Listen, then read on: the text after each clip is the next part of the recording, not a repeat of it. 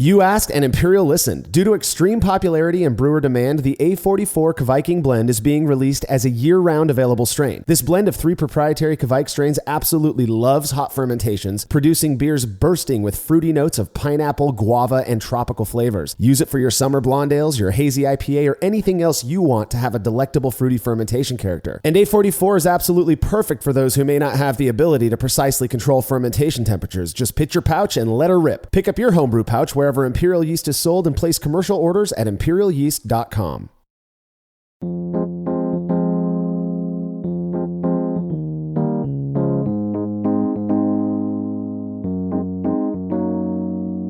Making beer really isn't that difficult, but it does require a decent amount of time and effort, hence the reason so many of us employ certain methods to ensure a quality outcome.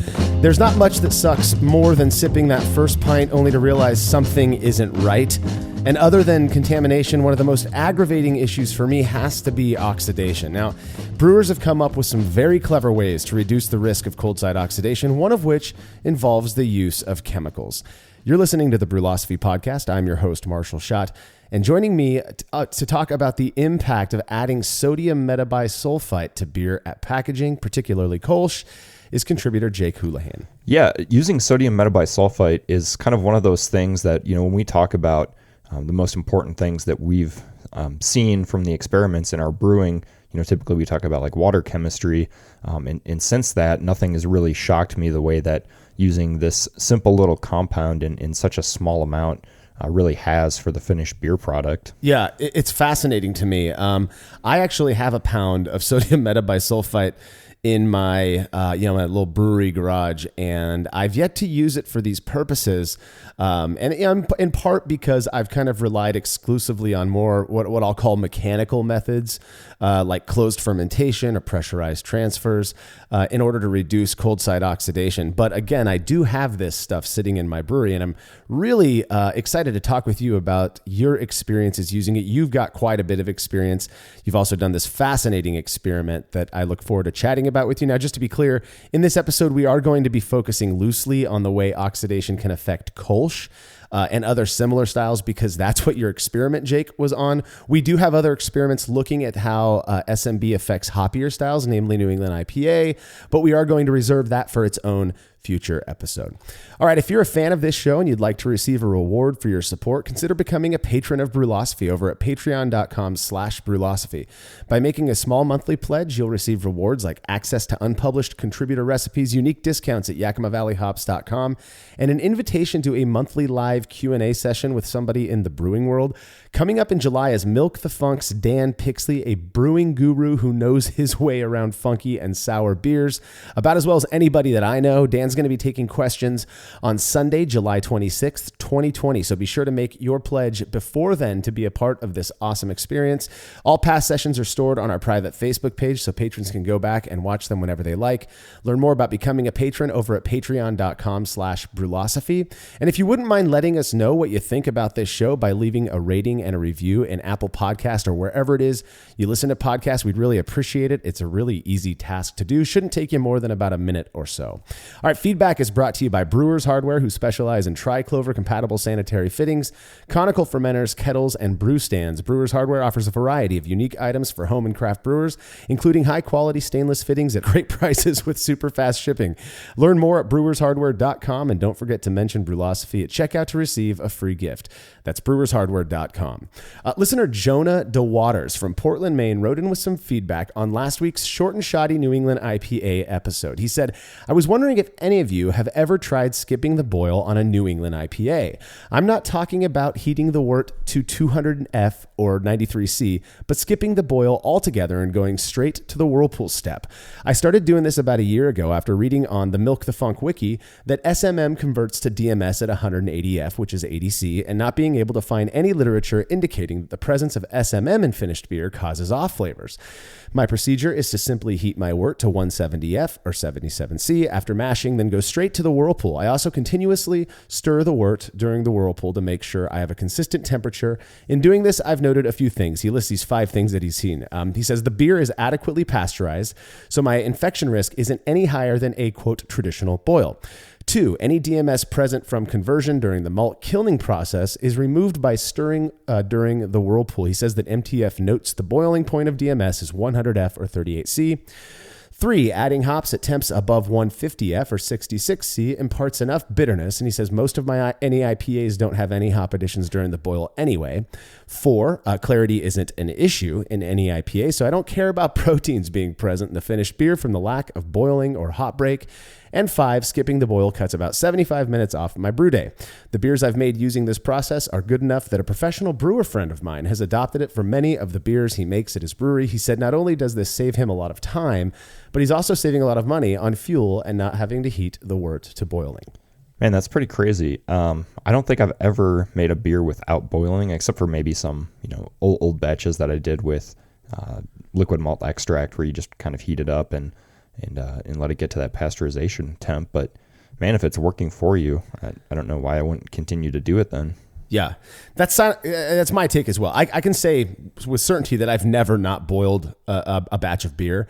I do these abbreviated boils as low as about 20 minutes. But the dogma is pretty strong on this one for me. Frankly, I'd be most concerned about the risk of contamination, even though it makes perfect sense, pasteurization at 170F, 77C. But the fact that you're making, good beer, Jonah, I say, more power to you. Keep on doing it. I'm sure there are others out there who are, particularly with any IPA, who have experimented with no boil or very, very reduced boils. But perhaps, I'm going to have to give it a shot at some point. I think it'll be interesting to see how those beers come out. And in fact, I think I might have a local friend who's given it a shot. So I'll be asking him about that as well. Thanks for the feedback, Jonah. If you have show feedback, you can send it to feedback@brewlosophy.com or drop us a note on social media. I don't drink soda, and I like, carbonated water, flavored carbonated water, but I don't drink the, Pepsi and Coke and all of those other sweet sodas. They're just way too sweet and very dissatisfying to me. But I'll tell you, I love me some ginger ale when it's blended with vodka and lime and served in a nice copper mug, preferably. Well, a few months ago, I believe somebody saw one of our posts on social media advertising my love for Moscow Mules, and they ended up sending me a few bottles of a very unique beverage called Krabby's Alcoholic Ginger Ale, which I shared with my friends. 1 minute beer review with Jersey and Tim. You're an idiot. I love you so much. It smells like thinner. Oh, dude, it does. I don't smell a lot, but that's made it through my barrier of snuffiness. That's very good. It's very sweet. This is champagne. No. This tastes like champagne. It's like wintergreen. Like the 5 gum? No, like that. What's that? Here we go. Is this going to be the new juniper? It's that little green. Yoda. Nailed it. No, dude, you nailed it with wintergreen. This is wintergreen. It's good. It's very good. To me, this tastes like champagne. Yeah. Maybe it's the champagne of beers, dude. It is not Miller High Life, but I like the taste. It's Miller High Life, dude. Very spearminty. It's good. Timmy, I think you nailed it, dude. This is spearmint. All right. I like it. It's weird, but I like it. We're weird. Everyone's weird. I'm giving it a 10. What do you give it? On a scale of 0 to 10, I give it a spearmint. Yeah, there we go. Spearmint. I gave it a 10. It's good for me. What? A 10? It was good. You're like Randy whatever, and I'm Simon. You're like Randy and I'm Simon. I give it 5. All right, dog. I wasn't expecting much from this drink, but man, it was actually pretty good. At 4% ABV, it doesn't really pack as much of a punch as a proper Moscow Mule, but it wasn't too sweet or anything like that. We actually opened up a couple of bottles to share with our wives after the review session, and they all seem to enjoy it quite a bit. That sounds great. I've been really digging those kind of like hard, basically non-beer type alcoholic drinks that are kind of around that 4 to 6%, and Moscow Mule one, that sounds great. The nice thing about Krabby's ginger ale, at least based on my memory, is that it really was more like a ginger ale than it was Moscow Mule. So it didn't have the limey flavor. Clearly, there was no vodka in it. I do think it was fermented, so they must have added sugar and then fermented it and then back sweetened it. But it was surprisingly pleasant. I had very low expectations going into this because I'm not a big fan. Other than the sparkling hard waters, I'm not really a big fan of the boozy sodas, the Mike's Hard Lemonades and stuff like that. They're just too sweet to me, but this was pretty good. To the point I would probably, if it was available where I live, I'd probably be keeping some around, most of the time, given the fact that our wives enjoyed it at the very least. Yeah, for sure. I mean, right now our fridge is just stocked with styles like that, and I would love to get my hands on some of that. Yeah, absolutely. It was really good. And I have to apologize to whoever sent the Krabbies into me because I couldn't for the life of me find the note with your information on it. So I don't know, maybe you forgot to include one or I misplaced it. Either happens. So I apologize again. I really do appreciate the fact that you sent it in. And if you reach out and let me know that it was you who sent it in, I'll give you credit on a future episode. Now, speaking of Jersey and Tim beer reviews, we are getting close to the point of being able to at least get together social distance wise and do some reviews again. So I'd love to serve these guys beers that you're willing to send in. If you have a beer or any other fermented beverage you would like the guys to review, you can email me, marshall@brulosophy.com, and we'll get you all set up. All right, we'll be right back after this break.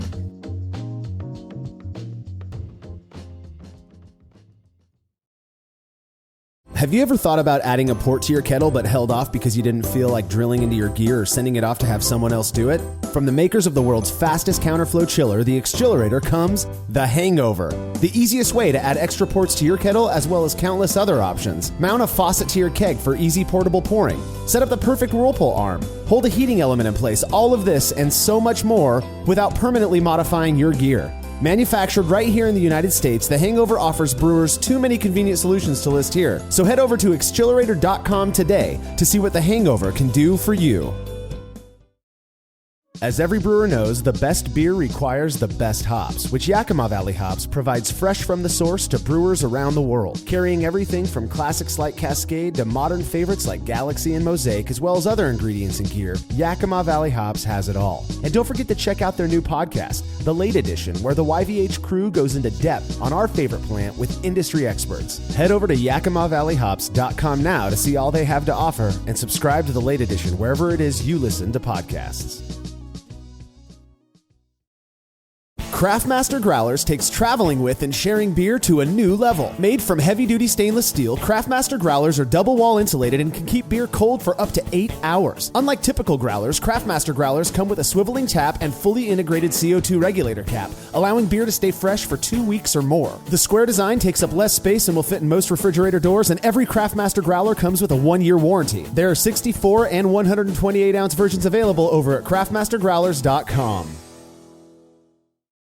The brew in a bag method has blown up over the last few years, and in that time, it's become very clear that not all bags are created equal. For the best BIAB experience, you have got to go with the Brew Bag. Made from high-quality, food-safe polyester, the Brew Bag is available in both 210 micron for standard brew in a bag, as well as 400 micron, which works beautifully for all-in-one recirculating systems. I've been a Brew Bag user for years and wouldn't brew without it. Head over to brewinabag.com to get the fabric filter that works for you and use promo code TBP17 at checkout to receive a discount. Again, that's brewinabag.com.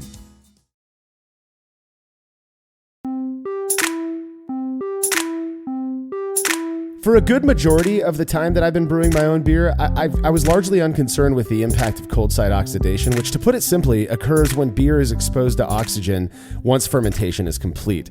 It wasn't until after a few batches of IPA I made turned this odd color and took on what I thought was an absolutely terrible flavor that I began to take cold side oxidation much more seriously. And nowadays, it's one of the things I'm probably the most neurotic about in my brewing process. Now, I've rigged up certain pieces of gear that allow me to ferment in a completely closed vessel and then, transfer under pressure to a keg that's been purged of oxygen with CO2. Jake, I know you've employed similar tactics, but you've also experimented quite a bit with an arguably more simple approach that involves the use of a certain chemical compound. Right. Like you, Marshall, I think I started brewing, not really being too concerned about cold side oxidation. The beer I was making seemed to taste good and didn't really have those off flavors that we commonly associate with oxidation. So I was like, well, it's not really seeming to affect my beer. Why would I care too much? Right. Then I did an experiment on spunding, which really kind of opened my eyes to the fact that, one of these beers was a little bit darker. One of them tasted a little bit fresher. And as someone who isn't necessarily around when spunding is possible all the time, I started looking towards other methods that would produce a similar result, but like you said, be much easier. So I turned to an antioxidant called sodium metabisulfite. You'll commonly see this in the brewing section. It's usually in the wine area, and it's added, to to the actual must to halt wild yeast activity, kind of kill off what's going on in there along with other compounds at that time. So that's where you can find it. But it is commonly used in the food and beverage industry across the world. So basically what it does is it's added to food, it's added to beverages, and it increases their shelf life because it halts certain oxidative processes. Now, it's again, you referred to it as an antioxidant, and that's, I think, in terms of brewing, that's the way a lot of people are using it, is as this thing that will reduce the I guess the action of oxygen, the deteriorating effects that oxygen can have on beer. But you also mentioned that it's used to halt yeast activity. So it seems to me, I mean, I didn't realize it, but I've been using sulfites in the form of either potassium or sodium metabisulfite for a few years in my cider making, but it wasn't for the antioxidant effect. It was to knock that yeast out so that I can back sweeten it with something sweet, something sugary, and not have that yeast re-ferment it. Yeah, and also it's used, in the form of those Camden tablets to denature, certain chlorine and chloramine that might be in tap water that's used prior to brewing. So this is a compound that's probably around most homebrewers, either in their garage in a form that you might not be thinking it's in, right, or it's very available to you anytime you do go to your local homebrew store. Like you, I was using it in my cider making. That's why I actually had it around, right, in combination with what's that other one, the little granules. Yeah, sorbate, potassium sorbate. Yes. Yeah, I use the same stuff. Yeah, so it's commonly added at the same time that sorbates are added to, like what you said, stop that yeast from actively fermenting so that you can back sweeten it with sugars without having the risk of your keg go boom. Yeah. Well, and I've made the mistake of forgetting to add the stuff. And again, anecdotal, but very easily observed. Somebody actually, I accidentally forgot to add it one time, which happens when you're making alcoholic beverages. So don't hate. But I also, somebody mentioned to me a process that they use for not, because we have to talk, whenever you're talking about sulfites, you have to talk about allergies. There are people who have severe allergies to sulfites, so be very careful with who you're serving your cider and beer and wine to when you're using sulfites. But this person had reached out to me and said, hey, I have this process for not using any sulfites or sorbate at all that seems to be working with regular old back sweetening. And so I did that, but sure enough, the yeast kicked back up after I kegged the cider, and it was a bit hazy and very, very carbonated. We'll just put it that way. I had to vent the keg a few times during the while we were drinking it, but the stuff works. And anytime I've ever used sulfites and sorbate for my cider, it absolutely knocks the yeast out. Now, what we're talking about is using SMB, sodium metabisulfite, for the antioxidant purposes to reduce the impact of cold side oxidation, particularly in styles that tend to be more pale, malty, like Kolsch. Now, what might we expect from a Kolsch style of beer, a pale lager, or just something pale, simple, and malty that has been impacted by cold side oxidation? Because I know, when we talk about New England IPA, that's a completely different story, because we do start to see that kind of turn in color and that really sweet characteristic. It seems like the talk about cold side oxidation with these more delicate pale style malty beers is a bit different. Yeah, totally. In pale malty lager, or an ale that's kind of like a lager, is probably my favorite style for doing experiments, just because it's so kind of out of the way. Like the flavors are great, they're delicate, but it is kind of out of the way to allow certain flaws to show through. Right. So when like a Kolsch or a pale lager is exposed to oxygen, you might get things like less malty flavor. The hops might become a little bit more muted or a little bit more sweet. I think that's one of the ways that a lot of people describe oxidation is kind of like a sickly sweet flavor. Yeah. That can come from the hops being oxidized. On the extreme end, melanoidins, when they're oxidized, turn into a sherry type flavor. Mm-hmm. So I think probably the best example of getting sherry flavors in beers is if you buy a very old imperial stout type beer, and you can really kind of taste those hints of sherry, which might be those might be desirable flavors in a style of beer like that. But to me, in a Kolsch or a pale lager, that's just not really something I want. I want that crackery, kind of grainy flavor of the Pilsner malt to really shine through, and provide a canvas for those noble hops that we're using. 100% agree. And I think another, it seems to have fallen out of favor a little bit, the term cardboard, as it relates to oxidation. That used to be talked about quite a bit more, I think, than it is these days. But for like pale lager styles such as Kolsch, that is definitely, to me, if I get that kind of wet cardboardy, it's almost like a tepid malt flavor, then I'm kind of presuming oxidation may have played a role and that something is going on there, perhaps in the packaging. At packaging, there was some oxygen ingress. And so another thing, now I've only seen this a few times with styles like, the pale malty styles. But I will see a very curious shift. It's very subtle with these styles. The way that the beer looks, it takes on an almost, you kind of have to look at it properly, but it has this almost gray tone to it. It doesn't change the way that other styles do.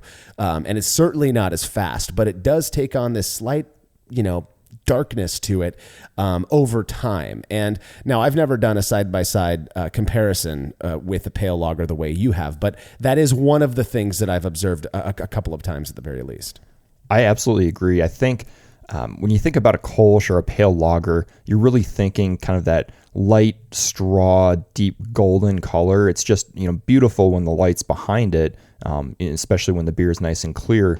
But I think when they do pick up some oxidation, like you said, I think those colors are slightly muted, and it might come across as slightly gray, but to me, it's just kind of a loss of that brilliant color that we're used to with these styles of beer. Yeah. And it's almost like, it's not necessarily that there are certain styles out there that any amount of cold side oxidation just, in my opinion, absolutely ruins the beer.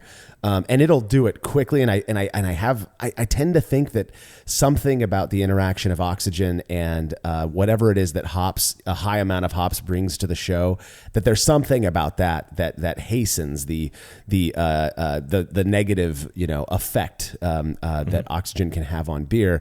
That doesn't seem to be the case for me, and at least in my experience with paler, less hoppy beers.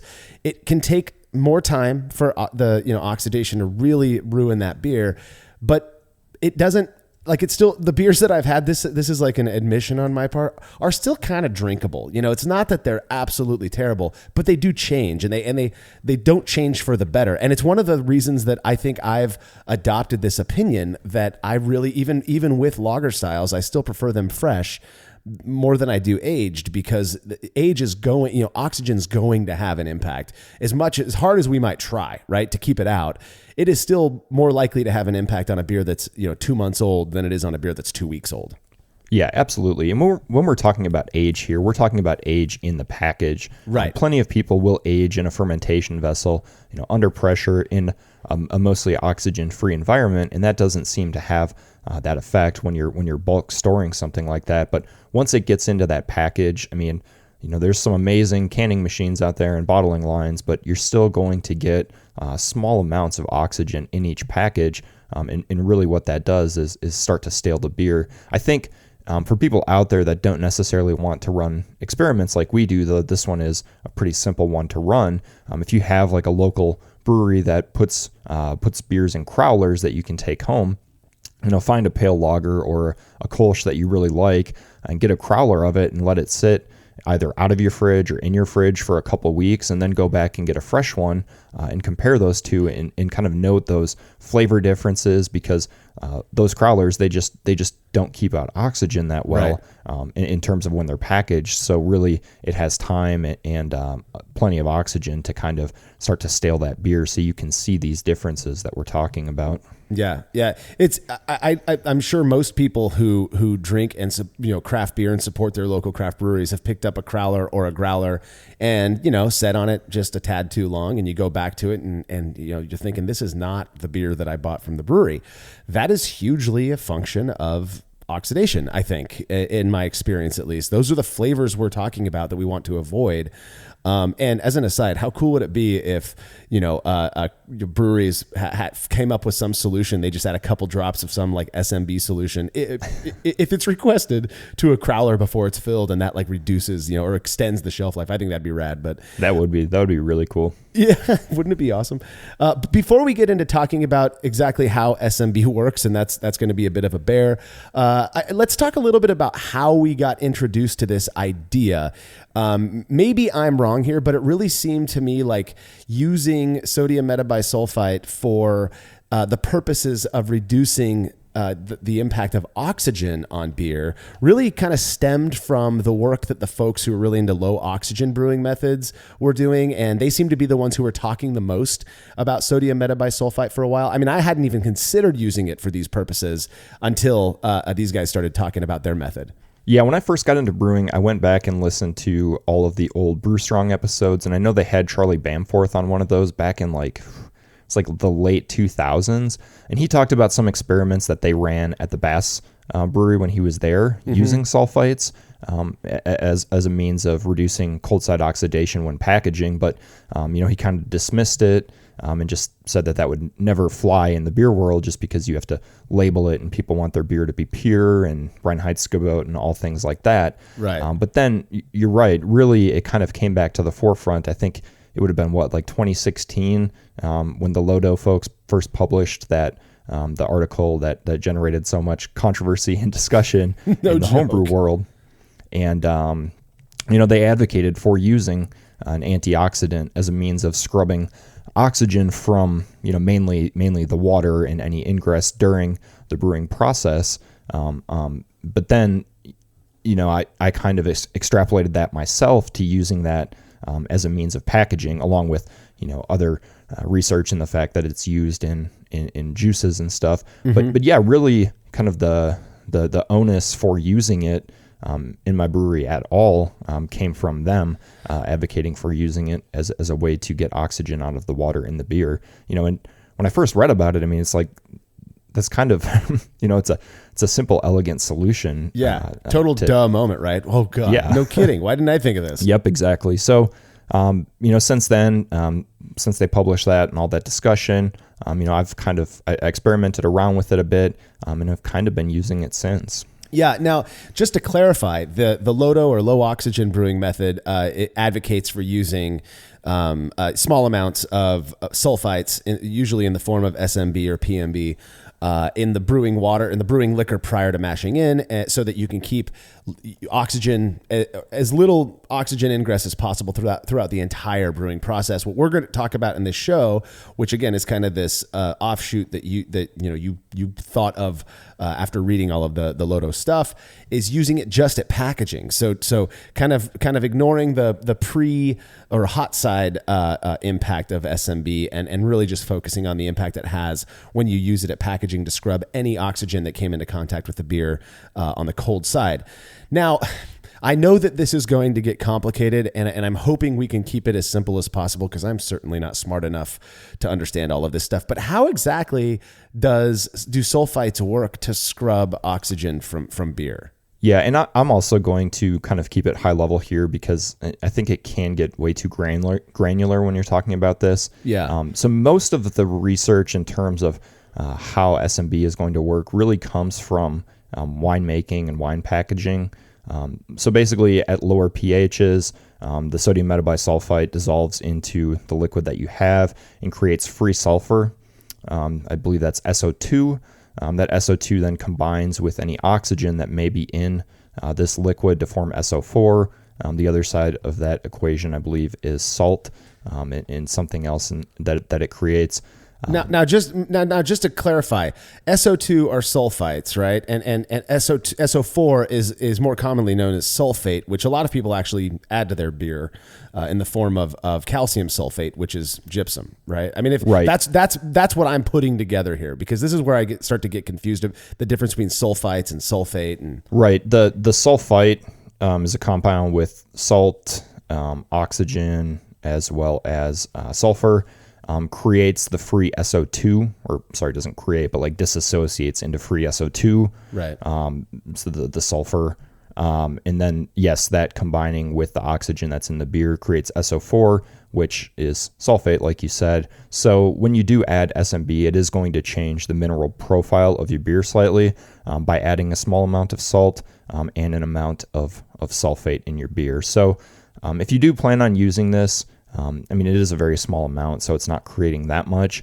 But do look into those calculations and kind of adjust your brewing liquor at the beginning for what you're going to be adding at the end, because as we know, adding minerals at packaging does change the makeup of the beer, and that can be perceivable. Yeah. So in essence, by adding we'll talk about the amount that you add to a typical 5-gallon or 19-liter batch here in a sec, but it's not very much. But by adding that amount, you are in essence mitigating any impact that the oxygen can have at the point of adding the SMB, basically, because you're forcing that oxygen to bond with something else. Is that, I mean, that's the thing that I get so confused with is, to me, mixing a little powder with beer and then having it somehow take care of oxygen it seems like magic, but it seems to have an impact. Yeah. So at packaging, I mean, despite all our best intentions and methods, some oxygen is probably getting in there. There's probably some, part per million, part per billion of oxygen, that leaked in through the fermentation vessel potentially. So that oxygen is in there roaming around in your beer. Adding that sulfur binds it with that, and it just forms into a different compound. So the oxygen, hopefully doesn't have time to react with the compounds in the beer to create those staling reactions and those off flavors that we talked about. Talk a little bit about the way that you go about using SMB. And I believe, correct me if I'm wrong, but you can effectively, we've done an experiment on it. Again, that'll be for a future episode. But for these purposes, you can get away with using potassium metabisulfite as well, right? I believe so. I think they're slightly different weights. I've never looked into potassium just because I have the sodium metabisulfite, but I think they're very, very similar in terms of how much you use. I think potassium weighs slightly more than sodium, but I'm not 100% sure on that. Yeah, and so but like you said, you're not using very much. I mean, you're literally sprinkling in just a touch of it for a typical 5-gallon or 19-liter batch. So how exactly do you go about adding the SMB? And I mean, I know there are different ways anybody can do it. And how much are you using? Yeah, so when you're talking about adding sulfites, we're looking for a certain part per million. And that's really going to depend on your packaging process and how much oxygen is getting in. Without the means to accurately measure that, it's really trial and error. I started using 10 parts per million, so targeting 10 parts per million of free sulfite in the finished beer when I add that, and that was just based on a recommendation from Malcolm, who had been using sulfites at packaging for years. At the point when I got kind of interested in doing it. So targeting 10 parts per million in a 5-gallon batch, I believe 1 gram of sodium metabisulfite adds something like 176 parts per million of sulfite at 1 gallon. So you just do the math and divide that out. And I came to 0.3 grams to get to 10 parts per million of sulfite in a 5-gallon or 19-liter batch, which it's so small. I know if you look at some of the experiment articles I've done around sulfites, you'll see it's just barely, it's not even a dusting of the bottom of a cup. It's just, little sprinkles of it, like less than a pinch of salt that you would add in soup. It seems inconsequential. I mean, it does, yeah. I remember when a lot of you guys have messed around with SMB, and in our chat groups there'll be pictures shown or sent to each other, and every time I see this tiny little pixie dust of that powdery compound, I'm just, it blows my mind that anybody would think that has any effect on beer, but it's just powerful stuff. And like you said, 100 ppm per gallon at 1 gram. I mean, 1 gram is not very much, and you're going 0.3 for 0.3 grams, right? For a 5-gallon batches of beer. Right. Yeah. It's crazy how effective it is. I mean, and if you have a bag of SMB at home, like when you open it, if you're using it for cider or wine or for beer, I mean, you can that whiff in the face. I mean, it's like opening up a freezer that you're fermenting, and you get the kind of that CO2 rush in your face. It just, for me, it like takes my breath away sometimes if I'm kind of downwind of that little dust cloud that opens up. I made the mistake one time.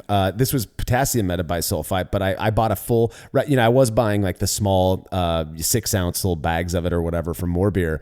And I thought, man, I'm making enough cider. I might as well just get a full pound of the stuff. And I ripped the top open. They have that nice little zipper bag seal on the top. And I just kind of roughly opened it up, and that little cloud poof went into my face. When I was a kid, my mom smoked in the house. I had, I'd go out and run around and I'd start to wheeze a little bit.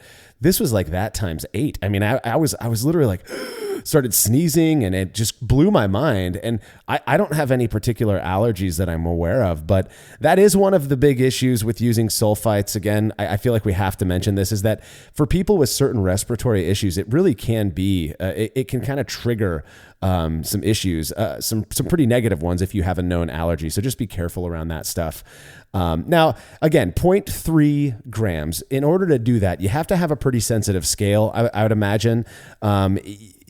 In order to, again, just to be precise, I think a lot of us who are making our own beers kind of prefer an element of precision in our brewing. Absolutely. So I have a very precise scale that I got off Amazon. I mean, it reads in the hundredths. And I've calibrated it multiple times. And then you're going to want to really use kind of a heavy glass or like some sort of heavy receptacle to put it in there, so it has a nice flat flush contact with the scale. Mm-hmm. And then, just lightly tap the bag. I mean, I can't count how many times I've added too much and had to dump it and start over. It's just, it's such a little bit. So then what I'll do is take my purged kegs, get them all hooked up, ready to go.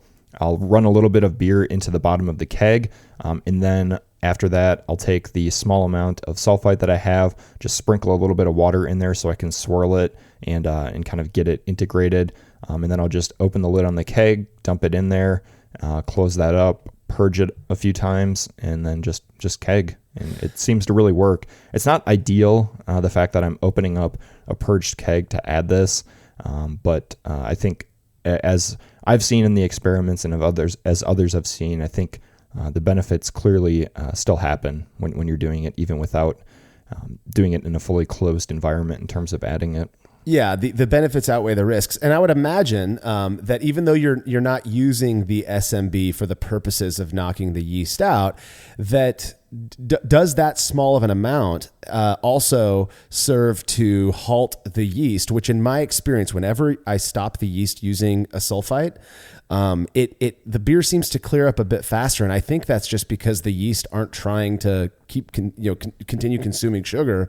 So they just fall out. They go dormant. Do you think that it has any other impact, beneficial or otherwise, I guess, but besides just reducing the risk of oxidation? I mean, it certainly could. I definitely don't know enough to speak about that, but I think when I'm adding this for cider, I know that I'm adding, I think, somewhere in the range of like 50 to 100 parts per million in order to knock that out. So much higher than 10 parts per million. Yeah, I add a ton. I mean, relative to what you're adding, I add a half a teaspoon, which has got to be, 3 grams or so, maybe 2 grams. You're using 0.3 grams, so perhaps it doesn't go as far as to the point of being able to impact yeast activity. When you're using sulfites, do you allow your beer? I guess you're conditioning and carbonating your beer in the keg anyway, so you're giving it some time before you start drinking anyways. But I would imagine you want to pull off the first couple of pints and get rid of that before you start drinking the beer. Yeah, usually I'll just let it settle for a little bit in the keg once it's cold and carbonated. I mean, I'll drink those pints, I guess. I'm not too indiscriminate when it comes to stuff like that. You're not a wasteful drinker? Yeah. But yeah, the first couple, I mean, they're definitely a little bit hazier, but I can handle that. Yeah. I dump it. But I've never used SMB, but I still dump it because I like sleeping next to my wife and not getting in trouble. So. There are some thoughts out there, and I haven't really tried this out, but with certain hops that SMB can produce sulfur notes based on the compounds in those hops, and that does come through as kind of like a burnt matchstick type flavor. I don't know that I've necessarily experienced that ever, But just understand that those are some thoughts out there. And then also yeast can reduce this compound into sulfur dioxide. So if there is still any amount of active yeast in there, you could also get kind of those egg farty type smells. Yeah, that's one of the things I was going to mention as well. Is I've read about, well, if you use sulfites, then that's going to explain any sulfur notes you get in your beer. Couple of notes on that. First off, sulfur is not a very difficult aroma, or I've never tasted it, but I usually smell it. It's not a difficult thing to get rid of, to be honest. If you keg especially, all you have to do is purge your keg, and it should be under CO2, so no more oxygen in the keg, and then you just give it a gentle swirl and purge it again. Give it a central. It'll come out of solution and leave the beer pretty readily.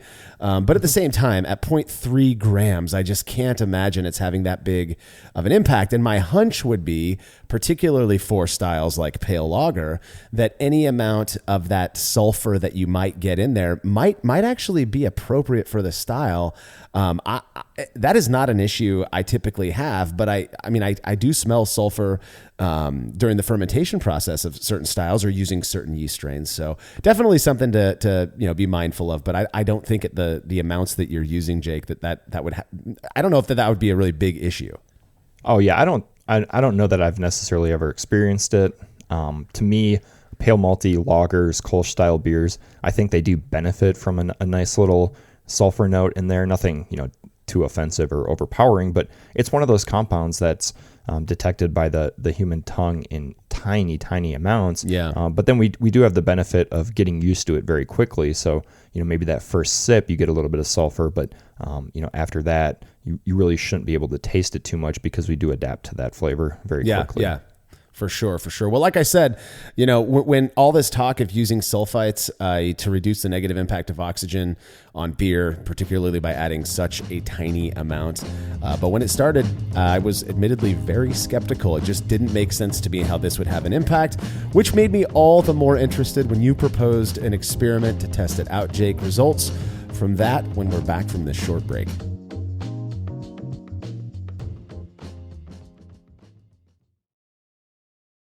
Attention beer drinkers and thinkers, put that mash paddle down for a second. Let me ask you, do you like to cook outside? Do you love the smell of charcoal and barbecue? If you've answered yes to any of those questions, I think you should check out the Grill Coach podcast, where we discuss all things barbecue and grilling. Join us on our mission, where we aim to learn, teach, and share the amazing world of grilling and barbecue. So grab a homebrew and join us. We think you'll find our perspective on the world of outdoor cooking unique. You can find us online at thegrillcoach.com and follow us on Facebook, Instagram at The Grill Coach. From this homebrewer to you, get out there and grill. After a long brew day, the last thing I want to do is waste more time chilling wort. I've tried so many different options, and ultimately I settled on the super efficient immersion chillers made by Jaded Brewing. With the King Cobra and Hydra, I'm able to chill my entire batch of wort from boiling to just a few degrees above groundwater temperature in as little as 6 minutes. If an immersion chiller is right for your brewery, then do yourself a favor and check out all of the rad options Jaded Brewing has to offer at jadedbrewing.com, and be sure to let them know Brewlosophy sent you.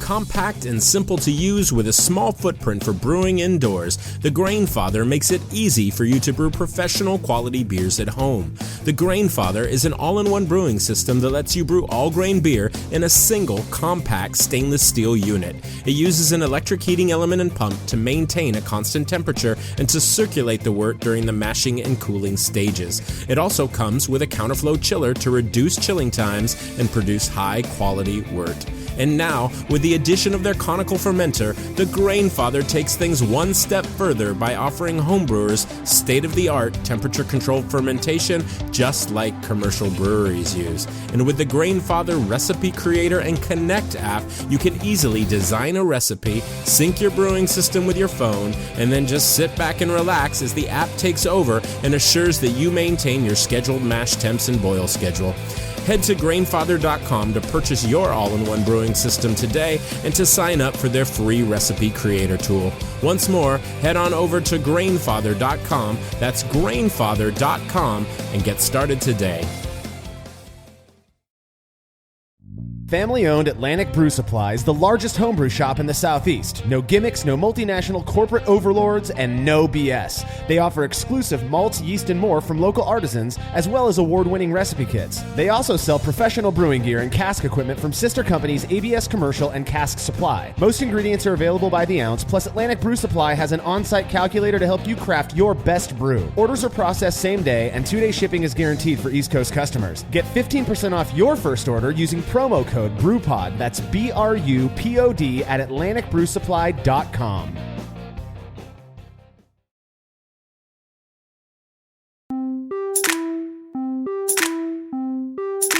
As talk of using SMB or sulfites in general to mitigate oxidation in beer began to ramp up a few years ago, some of us Brewlosophy folks paid little mind to it, as it seemed a bit esoteric. However, a few of the crew members were intrigued and began experimenting with stuff, which is what you did last year, Jake. Exactly. So I had experimented with SMB, in the more low-dose sense quite a bit prior to doing this style. But just, the time intensiveness of it just really wasn't worth it for me, even if I did notice, certain changes or differences in the beer. However, I was very, very interested in using this at packaging. As I stated earlier, typically I'm just not around in time to catch something to be able to spund it. So for me, letting a beer ferment out all the way, not really worrying about it, not being super attentive to it, and then being able to add something at packaging that really reduced those oxidative effects on the finished beer, was very, very intriguing and something that I thought was, very desirable. So I set out to perform a split batch of Kolsch. So I brewed up 10 gallons of Kolsch. This was 98% Odyssey Pilsner from Root Shoot, and then 2% Carahel. Just a really simple grist, something reminiscent of like a nice Helles, and then fermenting it with that Imperial. Is it Dieter? Yeah, the GO3 Dieter. Yeah, great strain. Yeah, very good. So just real simple beer for something that I was skeptical would necessarily be perceivable in a beer like this, but just trying to give it as much chance as possible of having a subtle difference come through. So since this was a single batch to be split post boil, I mashed in all of my hot liquor at 150, held it for 60 minutes, came back and stirred it every 15 minutes, and ran that off into my boil kettle, boiled it for 60 minutes. Adding 23 grams of pearl at 60 minutes and then 25 grams of pearl at 25 minutes. Just a real nice subtle hop, nothing that was going to be too much to get in the way. And then after the boil, I chilled down the wort, took a refractometer reading with an OG of 1051, which was perfect for me, exactly what I was aiming for. And then I let it settle for a bit to get some of that hot breakout and split it into 2 SS brew buckets, let those cool down further to my pitch temp of 62 on my glycol system, and then pitched 1 packet of GO3 Dieter into each one. I let that ferment at 62F or 17C for about 3 days, and then as I'm wont to do, raised up the temperature a bit to 66F or 19C, just to get rid of any diacetyl that might be present, as well as to encourage attenuation towards the completion of fermentation. Mm-hmm. Now, it's a very, very quick strain, so it was definitely done fermenting prior to the 10 days later when I took some FG measurements. So a total of about 13 days in the fermenter from the time I pitched the yeast until I was ready to package it. When I took the specific gravity measurement, it came in at 1012, indicating a good final gravity, and the beer was ready to be packaged. Now, at this point, both being at the same FG makes perfect sense. That means that your, the fermentation went off similarly for both because they were exactly the same. They were identical at this point in time. And with the beers being ready to package is when you introduce this variable. I'm really curious for you to talk a little bit about your thinking in terms of how you approached introducing the SMB to one of the beers. Right, exactly. So for me, sanitizing and purging kegs prior to packaging my beer was just something that was second nature. So, if I was going to see, a difference in the finished beers that would be applicable to my brewing going forward, and I think applicable to a lot of people, because I think a lot of folks, especially with kind of the concerns over cold side oxidation these days, are purging their kegs prior to filling them up with beer. So for me, I wanted to see what this effect of the antioxidant would be on something that, I had already assumed and had been working towards would have as little oxygen as possible during this packaging process. So that's why I purged both kegs prior to adding the beer and prior to adding the sodium metabisulfite. I think, and it's funny because I think some people are probably listening to us and it's going, well, but if it's supposed to mitigate oxygen, then why are you mitigating oxygen first? The idea was, to test. Regardless, does adding sulfites at packaging have an impact even when oxygen levels are low? So I thought it was valid. Plus, also we still have ample opportunity to test it in other conditions, which we've done.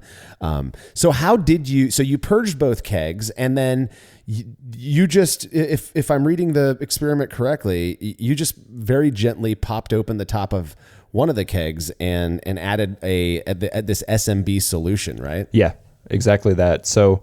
I had those purged kegs that are presumably fairly low in oxygen already. Started my kegging process, and then, like you said, I took that 0.3 grams, which is just a tiny, just little dusting of this SMB.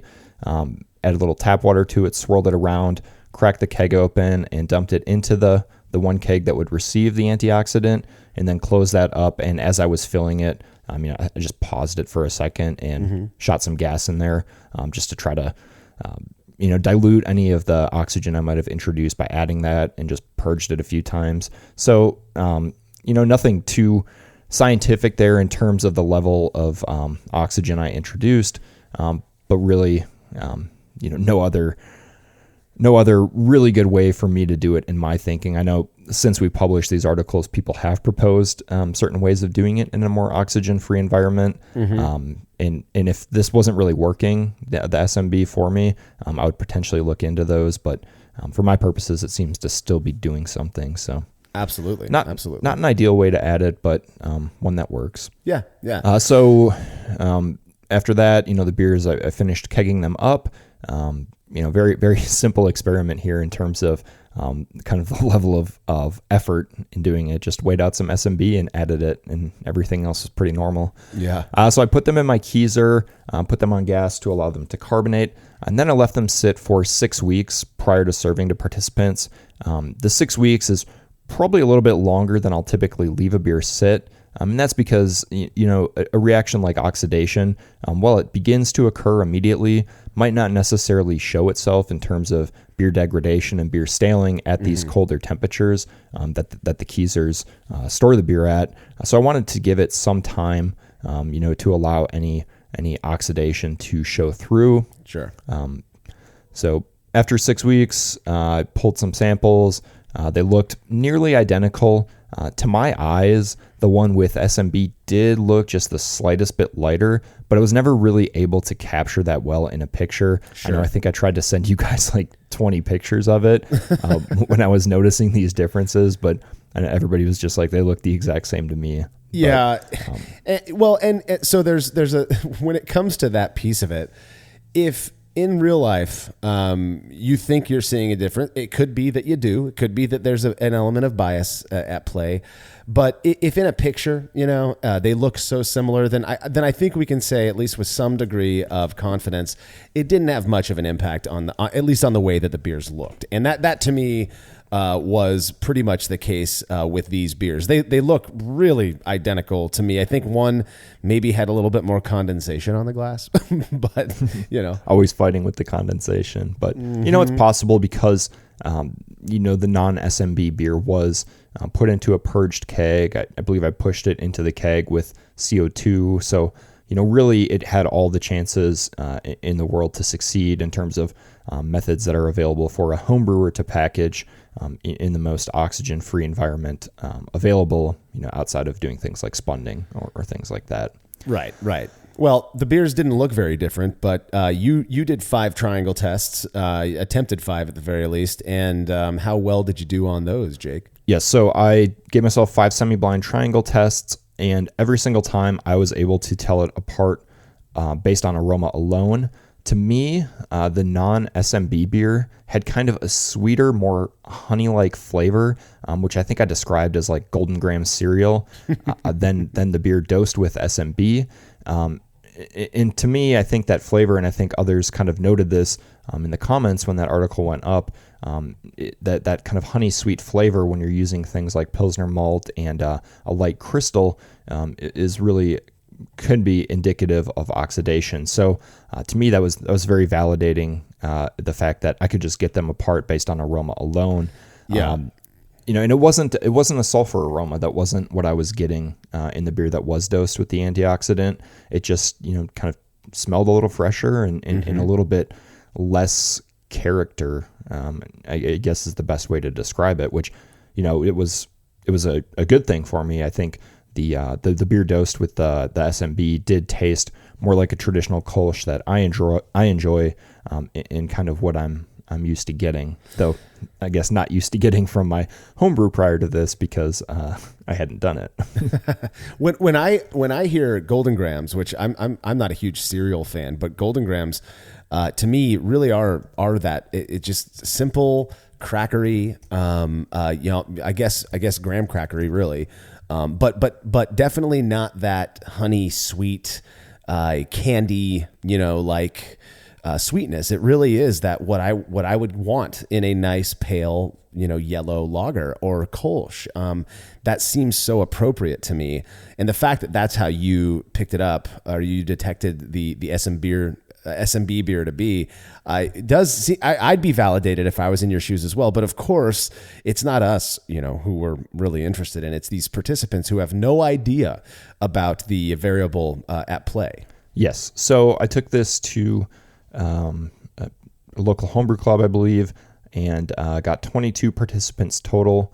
So at a total of 22 participants, we would need 12 to select the odd beer out in order to get a p-value less than 0.05, which is our threshold for significance.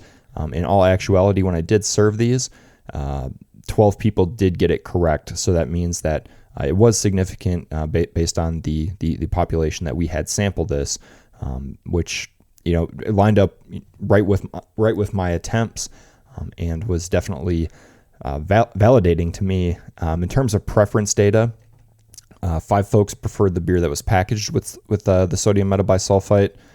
5 preferred the one without sodium metabisulfite, and then 2 had no preference despite tasting the difference. So again, like we see with many of these preference, with the preference selections, split exactly down the middle. The subjectivity of preference. It always blows my mind to this day when people are like, no, this is the better one. Well, maybe to you it is, but I like it. I like this other thing different. And, the truth of the matter in this one is that arguably the non-SMB beer was still very, very low oxygen contact, given the way that you transferred under pressure to a purged keg. And yet the SMB still had some impact. Now, we can't say without DO testing, dissolved oxygen testing, that it was oxygen mitigation that made the difference, or that it wasn't some other thing. But at 0.3 pp or at 0.3 grams of SMB being added to 5 gallons of beer, even if it was just the SMB being present, which we know that the way this chemical works, that's likely not what it was, at least in my thinking, that it had an impact. I mean, that's pretty impressive, given the way that both of these beers were packaged. I think it absolutely, made a difference in the flavor development and in the aroma alone. And I think that followed through in the flavor, though I don't think it was as readily discernible from the flavor, but just the fact that they were so different to me, and that this did come back significant at such a small amount. I was just absolutely shocked. I thought, when we were discussing the build up to this article and kind of discussing methods for it, when Malcolm had presented 10 ppm and that I measured it out and it was such a small amount. I'm like, there's no way this is going to have an effect. I'm going to have to go back and redo this and add 50 parts per million or something like that. But Right. The fact that with all the oxygen mitigation I was doing to both of these beers, that it still had a difference. It's just, wow, these are powerful substances, and they definitely do what they claim to do. Yeah, it's amazing. At a cost of, I think you can get 25 Campton tablets at More Beer for like $2, and that's going to get you, I don't even know how much one Campton tablet weighs, but I guarantee you it's more than 0.3 grams. Yeah, I think one Camden tablet is said to add about 10 ppm when added to 5 gallons, but I'm not 100% sure about that just because I've always used it just in the form of pure powder. But those Camden tablets do have filler material that bumps up the weight. And I think they weigh 0.5 grams on their own. Oh, okay. So they're pretty small. I have good water where I'm at, so I've never had to use Campton. I actually buy the bagged powder, which is equally as cheap. I think it's $3 or $4 for a pound of this stuff. So, but what a cheap and effective way to, at the very least, counteract some oxygen exposure that you might have at packaging. I think it's awesome. And, and that goes even when you're employing these mechanical methods, that require a CO2 tank and, all of that. It still seemed to have this, in your opinion, at the very least, positive impact on the beer. Again, I think it's awesome. And for me, I still haven't tried it because I'm kind of experimenting with other methods right now, but I definitely plan to. I could see myself making this just a normal part of my packaging process, just adding that small dose of SMB, again, to further mitigate the impact oxygen might have on beer. Cause that to me is one of the most annoying, off flavors. Yeah, for sure. It's definitely the one I probably hate the most. And, maybe that's some sort of bias at the fact that I research it a lot and have done a lot of digging into it. So maybe that's why I hate it so much. But, it's not good. With the rise in craft breweries and people having crowler machines, especially during this COVID time, I've noticed that a lot of craft breweries are kind of pre-packaging their crowlers, so they're sitting there for a few days by the time you buy them. And I've gotten examples where it's just like, this is an oxidized beer. It just doesn't taste like I know this tastes coming off the tap. So I would agree. I think it's a very bad off flavor, and if it's this simple to mitigate something like that, I don't know why more places wouldn't be doing it. Yeah, I agree with you. Well, we do have some really good comments that readers left on this article, so we're going to get to those.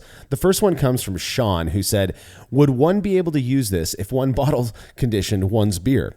Would it not kill off the remaining yeast? Now, I did a little poking around into this, and Jake, I'd be curious to hear your thoughts on this as a user of SMB, but a molecular sulfite level of 0.4 ppm, which is equivalent to free sulfite level of 20 ppm at 3.5 pH, will kill wild yeast without adversely affecting Saccharomyces. So I wonder if, that's if you're using it for that purpose, but I wonder if at such low levels, the way that you're using it for oxygen mitigation, if it wouldn't have any impact on Saccharomyces so that they can still, re-ferment any added sugar and carbonate a bottle conditioned beer.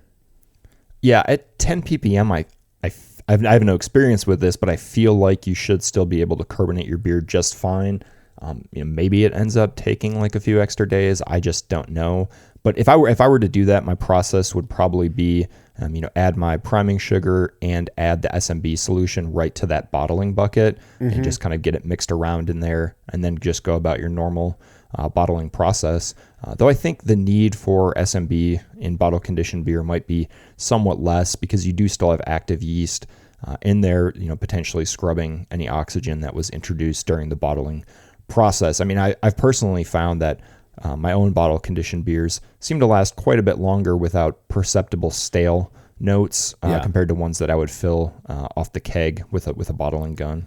Yeah, the whole sulfites and fermentability thing is something that I've thought about when it comes to cider, because when I was first starting looking into making these really simple store-bought juice hard ciders, a lot of the recommendations were make sure there's no sulfites, make sure there's no preservatives.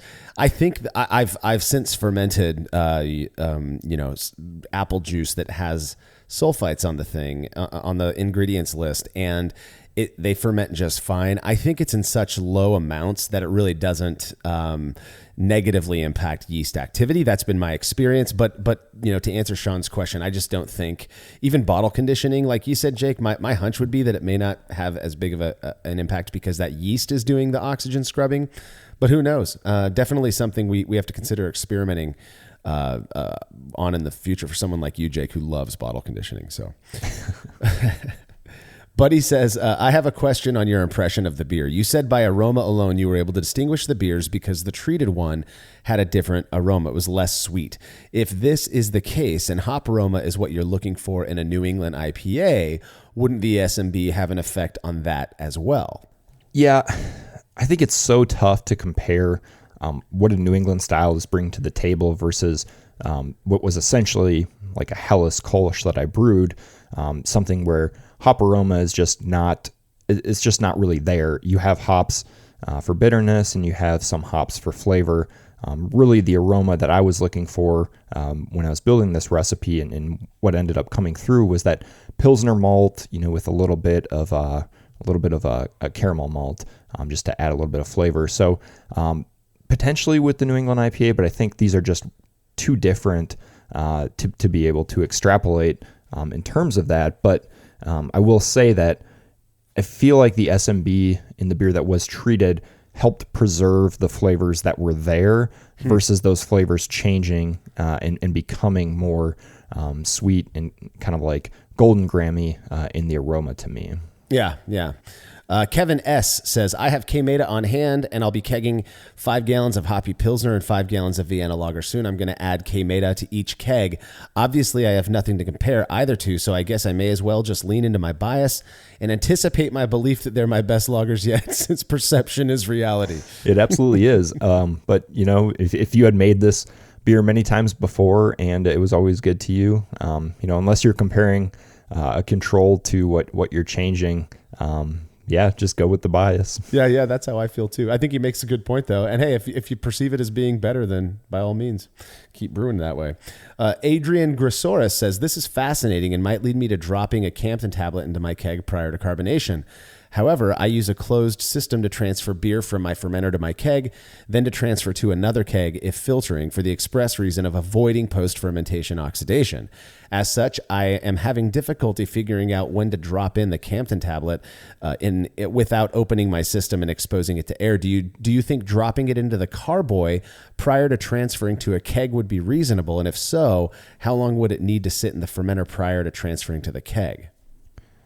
So I think that would definitely be a valid approach. I know with the wine that I've brewed, or not really brewed, but the wine that I made, that is how they recommend adding it, is right to the actual fermentation vessel. So I don't see why that wouldn't work.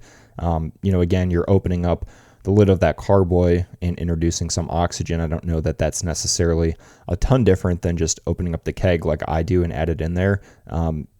There are solutions out there in terms of adding it with as little oxygen as possible. I think of the way that Greg Foster, one of our former contributors, used to add gelatin to his beers using a syringe hooked up to I believe it was the gas in post, and just a little rig like that you're able to fill the syringe completely and not have any oxygen present. So I think there are methods out there for adding it. For me, I use a closed system too in terms of kegging. As closed as possible. And this still did seem to have some sort of perceptible impact. So while I am, adding oxygen while I add the SMB solution, I think the benefits seem to outweigh any additional oxygen that's getting added at that time. Yeah, that's what it seems like. That's certainly what it seems like to me as well. Sid says, I really enjoyed the article, but was curious about the choice of a Kolsch. The style indicates a small amount of sulfur is acceptable, and it seems like one of the knocks on SMB is sulfur production. Did you notice any difference in sulfur levels in this experiment in your general use, or is that more a matter of proper dosing? Yeah, I think I really haven't. Others have made that claim. I think every time we publish an article with SMB being tested, I think you'll get multiple comments of people saying, I added this to a beer yesterday, only dumper I've ever had in 10 years or something like that. So it's definitely a thought and it's definitely out there. I haven't experienced it. I know some of our other contributors have said that they have. Maybe my packaging is just not as good as theirs, and all my sulfite is getting used up by oxygen present, and that's not the case for them. But I don't really think so. And to me, no, they didn't really have too much of a difference in sulfur flavor or aroma that I can tell.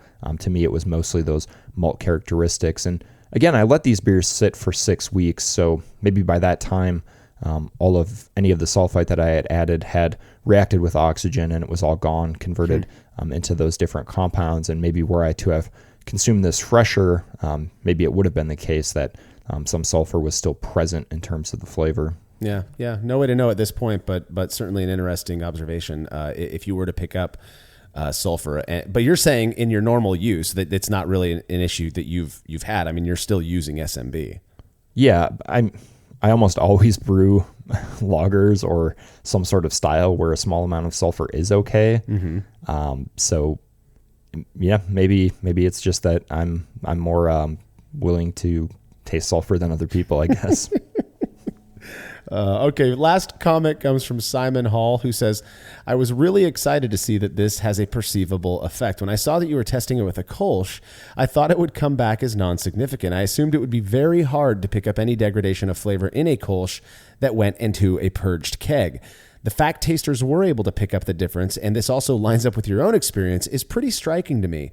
I really look forward to seeing this repeated with hoppier styles where I would have thought that the effect might be even more significant. Now, as I mentioned at the top of the show, we have experimented with SMB and the impact it has when added to hoppier styles of packaging.